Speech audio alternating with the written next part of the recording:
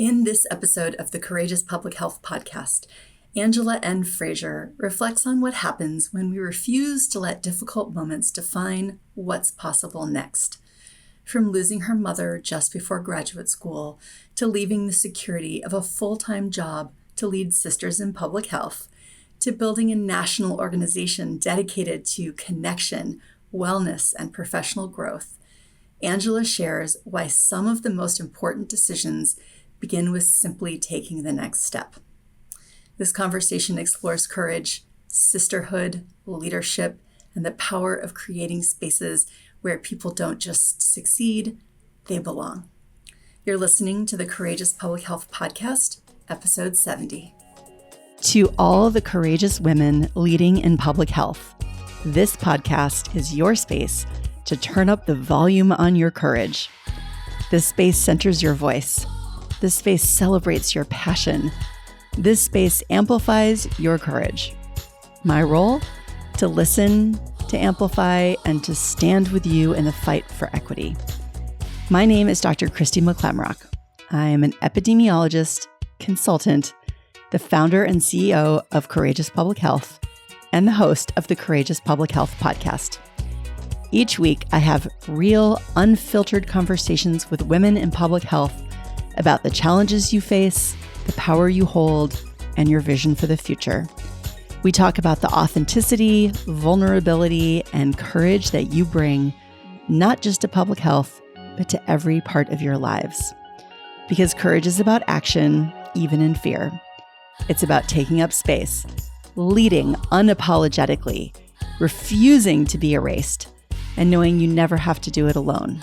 If you're ready to turn up the volume on your courage, if you're ready to take up space, if you're ready to smash the racist, patriarchal, cisnormative, heteronormative, ableist, capitalistic systems, then listen to this new episode. Hello, and welcome to the Courageous Public Health Podcast. I'm Dr. Christy McClamrock. Life has a way of stopping us in our tracks. Sometimes it's grief, sometimes it's uncertainty, sometimes it's the quiet voice that tells us to wait until we're more ready. But forward isn't always a giant leap. Sometimes it's simply the decision not to stay where we are. Through Courageous Public Health, I partner with leaders and organizations because the way we move through change isn't determined only by our circumstances.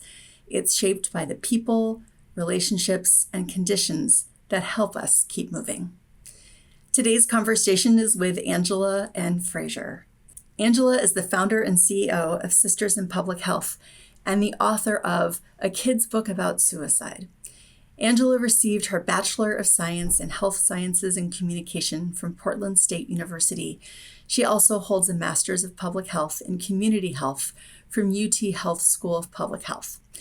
In 2017, Angela founded Sisters in Public Health, a nonprofit to connect all women in public health. Sisters in Public Health now has chapters in 33 cities nationwide and awards annual scholarships to public health students. Angela currently serves as a board member of Bradley Angle, a nonprofit with a mission to end domestic violence. In this role, Angela launched the Tammy Best Emergency Shelters in honor of her mother for survivors of domestic violence fleeing abusive relationships. Starting in 2025, Angela serves as an adjunct professor at Prairie View A&M University School of Public Health and Allied Health, teaching mental health promotion. Her most recent recognition was being honored nationally as a 40 Under 40 honoree by Black Health Connect as a leader in the public health community. Angela is also a proud member of Alpha Kappa Alpha sorority. Here is my conversation with Angela Frazier. So I am very excited today. I'm here with the fabulous Angela Frazier. Angela, it's so nice to have you. Ooh, I'm so excited to be here. Thank you. I'm excited too. We connected on LinkedIn, through social media. I am now officially a member of Sisters in Public Health. I know, it's very exciting. Yeah. So let's have you start by introducing yourself. Absolutely. My name is Angela Frazier. I'm the founder and CEO of Sisters in Public Health, also the author of a kid's book about suicide. And I am a traveler. I'm living a nomad lifestyle right now. So I have to add in, I am traveling the world. Amazing. Amazing. That's such a great opportunity. Okay. Well, I really want to jump right in here because I know you're going to have so much to say about courage. All right, so to get started, I like to remind our listeners about the difference between bravery and courage. So bravery is taking action without fear, while courage is taking action despite fear. And I think fear is something that we can talk about. You know, this is something we can talk about. So if you would kick us off by sharing some experiences from your life, your professional life, your personal life, where you have acted courageously. Yes, absolutely. Oh my gosh. I think my most recent, like one of my biggest ones is taking the leap of faith and leaving my full-time employer back in September. Oh my gosh. I know, I'm coming up on a year and I'm just Wow. like, every month I'm like, you did it. You did it again. You did it again. You survived. You survived. Amazing. Yes. But I was a project manager for a health system in Houston, Texas for 6 years. Loved project management. I think it's a great field to go in as a public health professional. I often say public health pioneer because I think so many of us are just pioneering doing like really awesome work. And I really, really enjoyed it. However, I was building up my nonprofit, Sisters in Public Health. And when I started Sisters in Public Health, there was no thought around like the way that it's expanded, being in 33 different cities now, the programs and initiatives that we have piloted. But as I became like, as it grew more and more, I mean, just like anything, it takes more of our time. Yeah. And it just got to that point. It got to that point where I truly said, okay, if I want this to grow in the way that like this world deserves, then it means that it's going to require more of me. And my bandwidth was just completely, it was just drawn out. But and I tell people, like the courage there, like it was, I didn't leave because I had some crazy grant that was going to pay me thousands on thousands. It wasn't that. It truly was a leap of faith, believing that if I take this step, like it'll continue, like it will make sense. And it's one of those best decisions that I've made to date, and one of the hardest, and it's hard work. Like this is not an easier route because I'm working for myself essentially. This is takes a lot of courage, a ton of discipline. Yes. I love that you say that you survived leaving your job, and one of the phrases that a friend of mine says to me, which I really like, is, Christy, you've actually survived 100% of the things in your life. And I'm like, yes. That's it. I don't often stop to think of it that way, but what you said reminded me of that. It's so true. It is so true. I love how you put that. That is so spot on. Yeah. Tell me some more examples of courage, Angela. Yeah, I would say that's my most recent one, but I think also a lot of us have to do with big transitions in life. So I go back all the way to 2016, which, wow, that's already 10 years ago. Right. But it was a big step for me when I lost my mom to suicide. That was a huge, huge shift in my life. Losing a parent is tough, right? Losing any loved one. But I think there is a additional layer when it is sudden loss, and surely when it's suicide. And so I had just accepted admissions to UTHealth School of Public Health. I was just getting ready to move down to Houston from Portland, Oregon. And it happened April 2016, and the program was starting August 2016. And I remember writing my advisor. We'd already been assigned advisors. Dr. Vanessa Schick, she's awesome. And she wrote me back, and she's like, hey, if you want to defer for a year, it's totally fine. And it was, again, one of those moments where I'm like, no, I'm going to put on my courageous hat. I'm going to still go to my program, and I'm not going to let this keep me stagnant or, keep me, just that space of like, one of my mentors always says, do not stay stuck. And that is a quote of mine. Do not stay stuck, no matter what is going on, what life is throwing at you. It's just that constant reminder of like, I can't stay stuck. I can't stay stuck. And so I really live in that quote. I also live with the quote, start before you're ready. That's something I really have always dived into, that like, we never really feel like we're ready to take that leap, but we are, and we have to do it. And then we can fine tune it later, but we got to take the first step. Yes. That's like, I think a lot of times, women who are starting their own businesses, this is certainly my experience, is like, there's a lot of getting ready to get ready to get ready.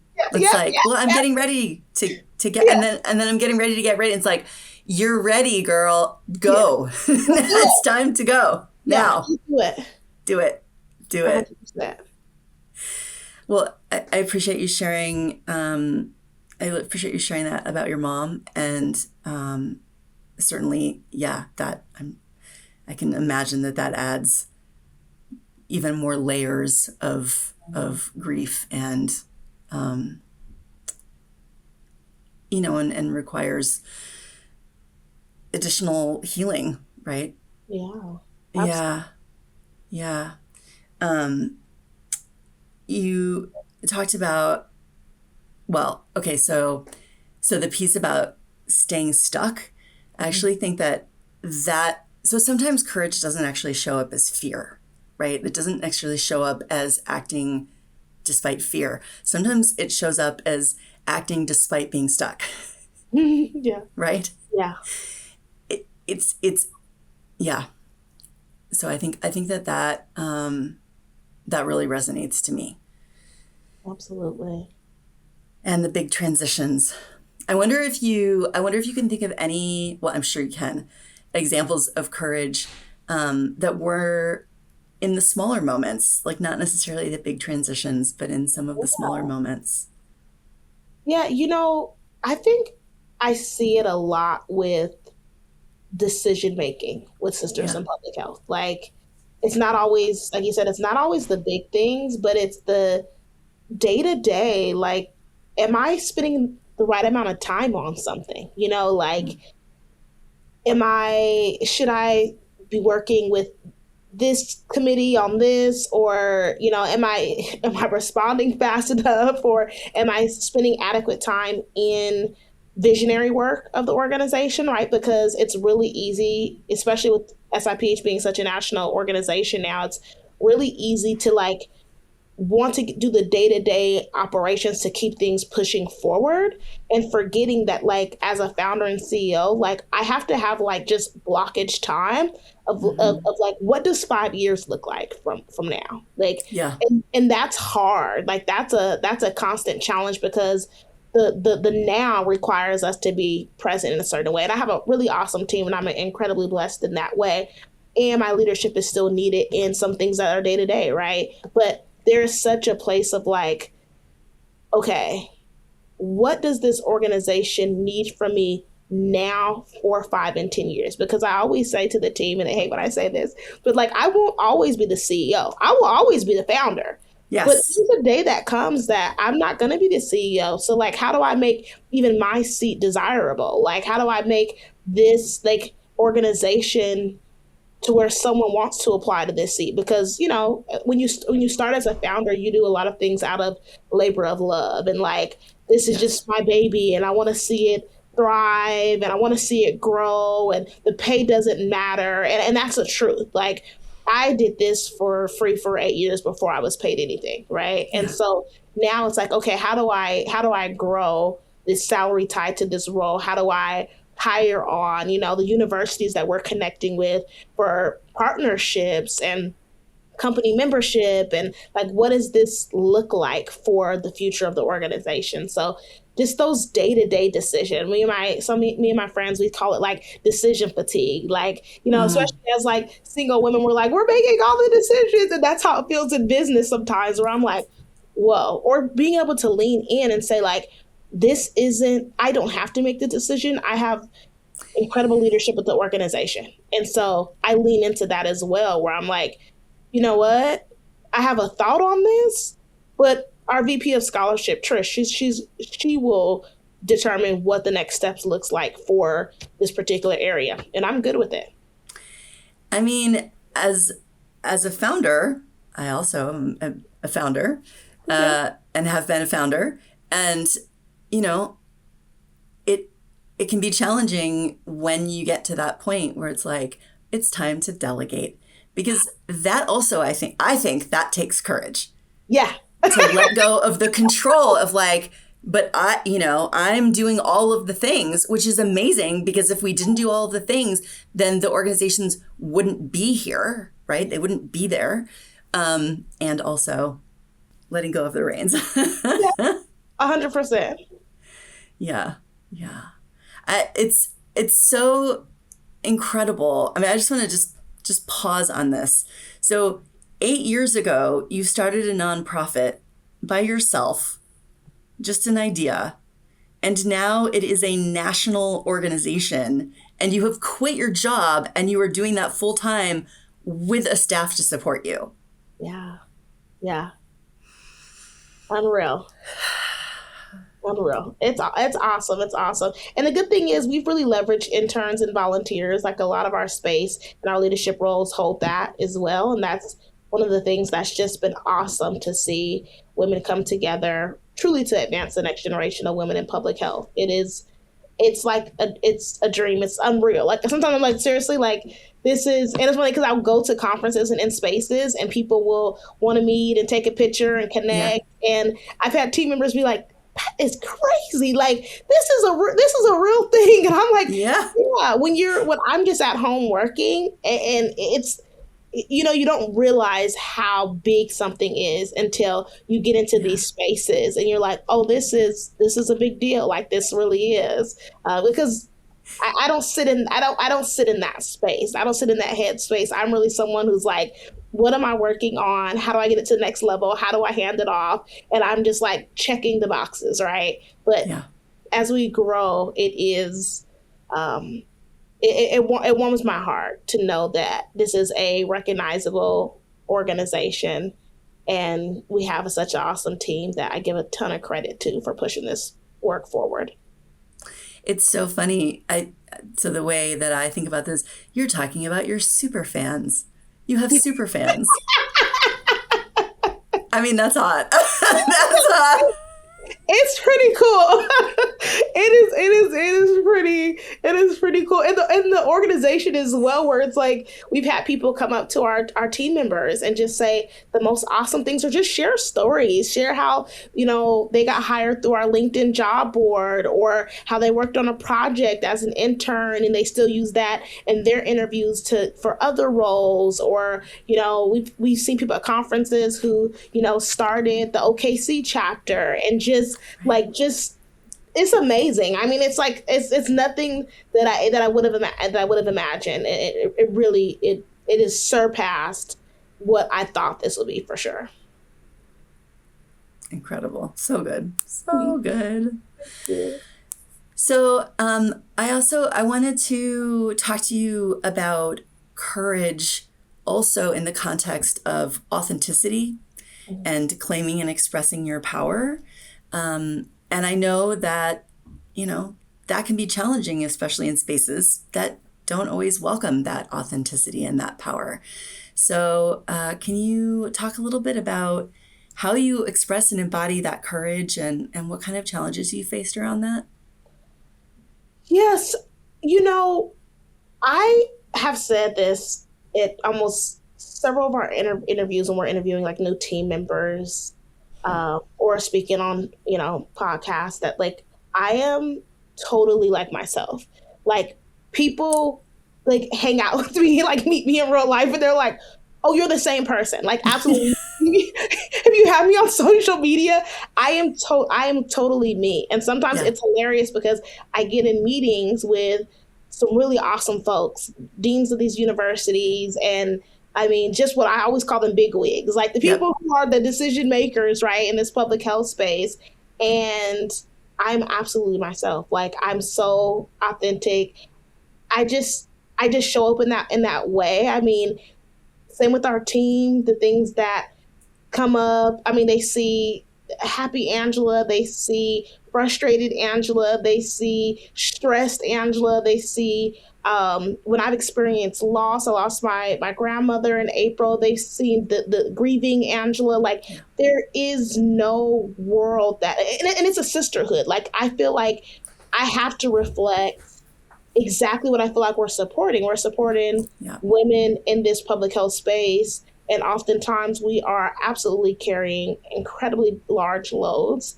One of our core values is self-care. One of them is women empowerment. And it's like, those are the things that we're like really lifting each other up on. And so I feel like it's my duty to show up this way, but I'm thankful because this is just who I am. It's just, I mean, I've had team members lose loved ones, and they've said to me like, "Oh, I never would have thought that the CEO of this national organization is the one that's calling and checking in." I mean, I just show up in the way that I feel like I would want people to support me, and I think it's just a domino effect. I think it's awesome. So I'm just me. I'm me, and I hope people love it enough to stick around for a while. And if they don't, they're not your people. They're not your person. Exactly. But there are so many people who like are your people. Yeah. Absolutely. Oh, that's so spot on. I think what's really cool is that you designed your organization to welcome authenticity for yourself, for your staff, and for your members. Like you created the conditions for people to be authentic and real and be in their, you said women empowerment, be in their power. Yeah. And that's something that I've been thinking a lot more about is like, oh, there are ways that I can create the conditions so that I can be the way that I want to be, the way that I am. Yeah. Yeah. Absolutely. And it was really important for me to, it goes back to when I created the organization, it wasn't to start a nonprofit. I started a student group on campus at UTHealth School of Public Health because I had just lost my mom and I wanted sisterhood, friends, family. I was in a new city that I'd never been before, and I wanted to be surrounded in sisterhood. I created this space for me, selfishly. And then we all related. I mean, we all felt like, oh my gosh, this is exactly what we've all been needing, this safe space to get together. And it's like a big sister circle every time we've done it. Like, and it's just, there's an agenda, but sometimes the agenda doesn't go as planned. We've had people open up about just trauma and tragedy and just so many things that we all oftentimes can relate if we just open up and talk about it, and talking is really, really healing. And that's what it's grown to be. We've seen friendships blossom from it. I always use most recently, I use the example of a group of our Dallas members who they met at one of the chapter meetings, and one of them got married earlier this year, and they, a group of them were about 4 or 5 of them went to the bachelorette and then the wedding, and she wrote me, the bride. Well, I wrote her and told her congrats, and her response was, Sisters in Public Health literally brought me my sisters. And wow. I'm just like, oh, unreal. Yeah. Unreal. Like, oh, I just like, that is just like, wow to me. Like, no way that like, and we know in adulthood it's hard to make friends, like it gets way more challenging as we get older. So to know that like they are true friends, it's just like, man, that is it. That's it. Yeah, that's that's really lovely. That is really lovely. And I can, I'm new to Sisters in Public Health, so I'm still like, figuring out where I fit in and what I can, what I can bring to the organization. But I think that, because you're talking about sisterhood and that I imagine that can help women in those moments where they're in spaces where maybe their full authentic self isn't fully welcomed. That camaraderie, that connection can really support women who are trying to work through those types of situations. Absolutely. Yeah, I feel like a lot of it is transferable. It's like it's our organization that's uplifting and bringing a lot of what we need, and we see it transfer to folks' day jobs, right? And family and friends, and Yes. I've even heard it with how organized we are in our Excel sheets, and when we plan out our wellness retreat, where one of our team members is like, "Oh, I adopted this spreadsheet." I'm like, "This is how we're gonna plan our next like work outing that they did." It was hilarious. I'm like, I love that they were in charge of the team building aspect of their job, and they were like, "Yeah, we're gonna organize this how the retreat is organized over here." Yeah. Yeah. Yes. Transferable. Yes. Yeah. And that's great. So, Angela, I'm so excited to talk to you about your vision. I think we've already been hinting about it this whole time. You clearly had a vision for Sisters in Public Health, and you made it happen. You continue to make that happen. I'm interested to hear from you about certainly if there's more stuff around your vision for your organization, but also your vision for the future of public health. Yeah. And of course, your personal vision for your own future. Ooh, I love it. I'll start with the vision for public health. I think it's that we see burnout slow down. I feel like there's so many public health pioneers that are burned out, that like they're doing a lot with the little, and I know we're incredibly used to that when it comes to resources in public health. But I think comes with that is the respected field, right? And then I think there's certain topics I think of like maternal health shouldn't be where it's at for brown and Black women, and I think about suicide prevention and like what does that look like and how do we tackle that at its core, right? Around individuals so young are taking their life, and that is just like incredibly tragic. And how do we get to the root cause of that? Those are things that just I think about. We're doing I want to say a great job on that burnout piece and and factoring in the wellness, but there's so much work, right, to be done around professionals in this space, right, in the public health field, and what that actually looks like. So I love connecting with people in that burnout space, that mental health and wellness space, because that's a direct correlation to the work that we're doing with Sisters in Public Health. But I would say then on top of that, when I think about the vision of the organization, I'm a dreamer. So I'm always thinking about something. I mean,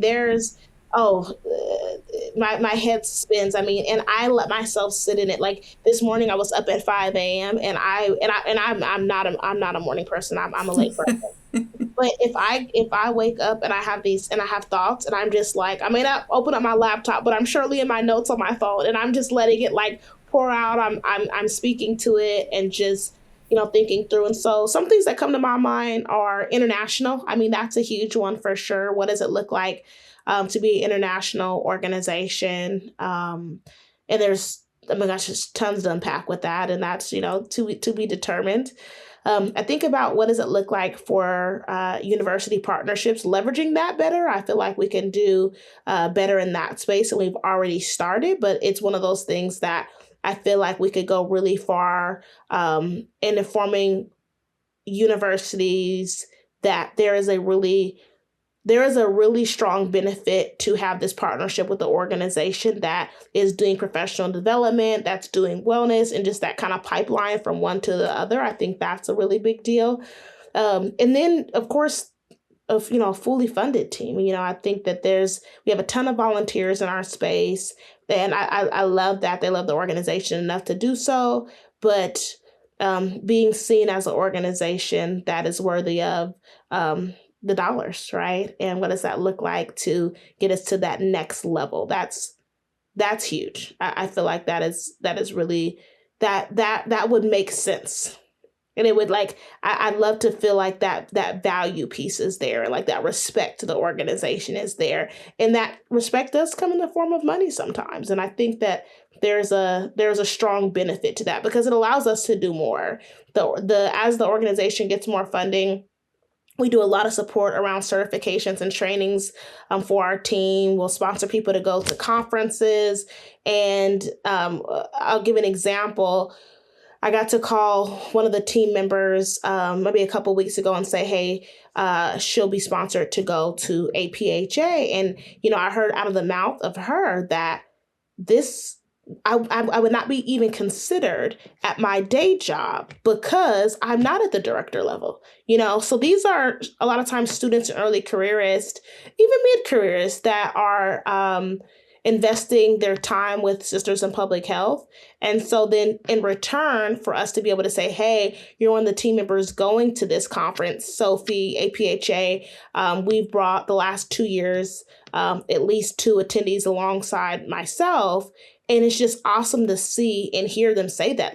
I'm just not in the budget isn't there in their health department. They wouldn't be selected because they don't have the title to send them to these national conferences. So that work, that is it for me. When we can support people in professional development, oh my gosh, it warms my heart. Beautiful. What about your vision for yourself?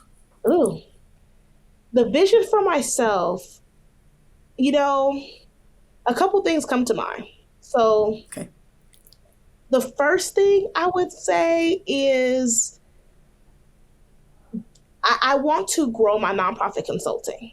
I love hearing about how people want to bring organizations to life. That is my jam. I have a mentorship program, so also I love working with students, early careerists, some people who also are pivoting, right?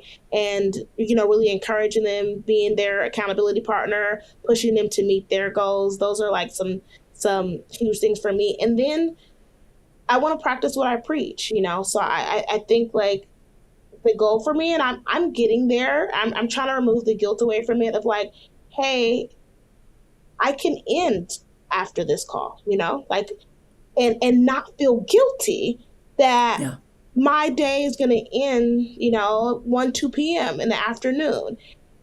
But we're so accustomed to go. And don't get me wrong, I have a list long enough to take me right into August, but being okay with saying I did enough today, because leaving that full time, that's something I've had to really adjust to and be okay with that, hey, this looks different. Your work hours may look different.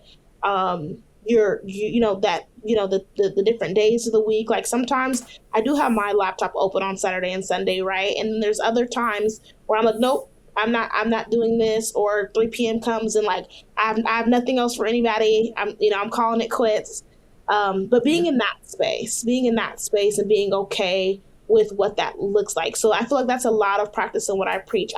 I'm really good at telling people that, but when it comes to me, that's challenging. That's the hard part. That's there's always more work to be done, right? Yes. Angela, thank you so much for coming on the Courageous Public Health podcast. It's a pleasure to talk to you. I'm so happy to support Sisters in Public Health. I think I have a lifetime membership. I did sign up for a lifetime membership. Yay! We've got you forever now. You got me forever. You got me forever. Amazing. So I want to make sure that our listeners know how to connect with you. What is the best way for them to do that?